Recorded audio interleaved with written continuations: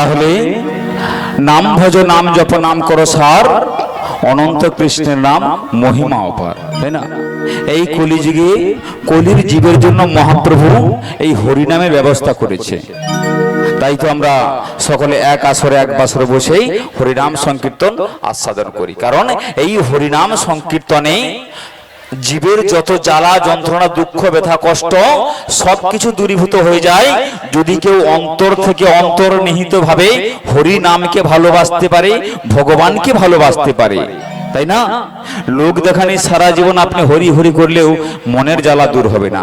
যদি অন্তর থেকে ভগবানকে ভালোবাসতে পারেন, যদি অন্তর থেকে হরি নাম করতে পারেন, গুরু দীক্ষা গ্রহণ করে গলায় তুলসী মালা ধারণ করে কোন জীব কোন মানুষ দিনান্তে একবার থেকে 100 বার তার সাধ্য মতো যদি হরি নাম করতে পারে এই কলিযুগের মহামন্ত্র নাম, তবেই জীবের কল্যাণ হয়, মঙ্গল হয়, জীবের পরম শান্তি লাভ হয়। বলো নিতাই গৌর প্রেমানন্দে হরি হরি বল। কারণ এই হরি নামে কি আছে মা? এই হরি নামে কি আছে গো? হরি নামে, হরি নামে, তাই না?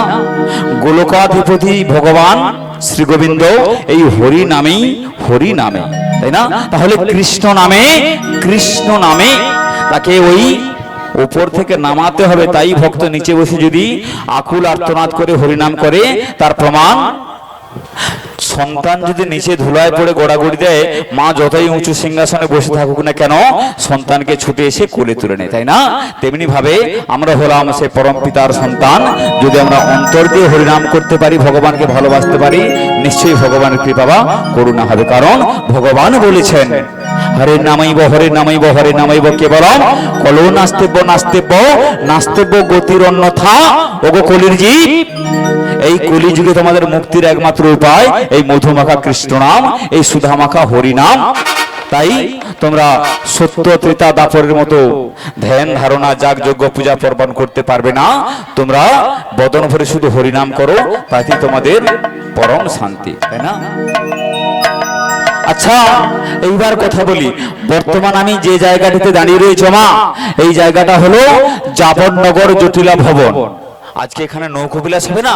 নৌকবিলাস ভগবান শ্রী গোবিন্দ আমায় কথা দিয়েছেন যে তিনি নবনাবিকের বেশে তরণে সৃজন করে থাকবেন ওই যমুনার কিনারে। আমি যেন অষ্টসখী সহ রাধারানীকে নবসাজে সজ্জিতা করে দধিদুগ্ধের পসরা নিয়ে ভগবানের সঙ্গে মিলিয়ে দেই, গোবিন্দের সঙ্গে মিলিয়ে দেই। তাই আজকে আমায় তিনি পাঠিয়েছেন এই জাবরনগরে জটিলা ভবনে। এটা হলো আজকে জাবরনগর বা জটিলা ভবন। কিন্তু আমি এখানে কাউকে দেখতে পাচ্ছি না, না জটিলা, না কুটিলা, না আয়ান ঘোষ, না রাধারানী, কাউকেই দেখতে পাচ্ছি না। এতটা পথ অতিক্রান্ত করে বৃদ্ধা বয়সে আমি এই প্রখর রবির তাপে এতটা হেঁটে হেঁটে এসেছি। যাক, এসেই যখন পড়েছি জটিলা বা কুটিলা কাউকে একবার ডেকে দেখি, না কি বলেন?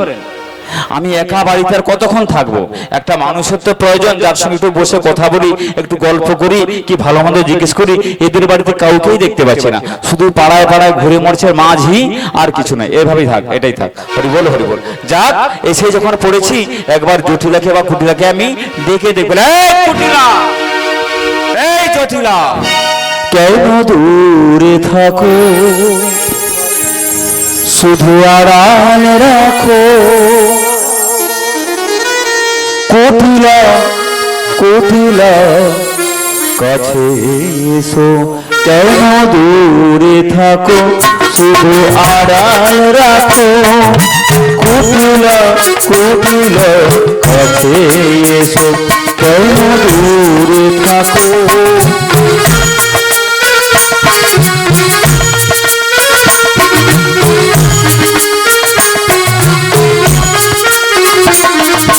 মনে হয় যেন বারে বারে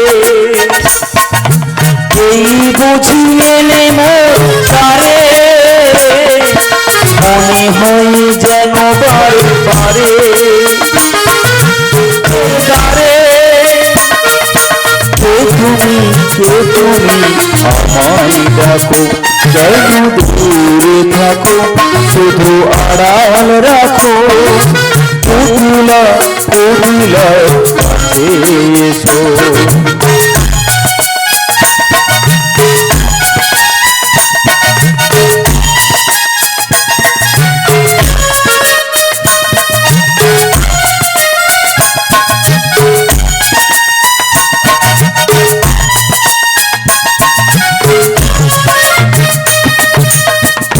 তোমারই ধ্যানে ক্ষণে ক্ষণে কত কথা জাগে মোর মনে, তোমারই ধ্যানে ক্ষণে ক্ষণে কত কথা জাগে মোর মনে, সুমধুর স্বপ্ন ভেঙো না কো, কেন দূরে থাকো শুধু আড়াল রাখো, কুটিলা কুটিলা কাছে এসো, কেন দূরে থাকো শুধু আড়াল রাখো, কুটিলা কুটিলা কাছে এসো, ও গো কুটিলা কুটিলা কাছে এসো, ও গো কুটিলা কুটিলা কাছে এসো। ভালো চাষ তো আই বেরিয়া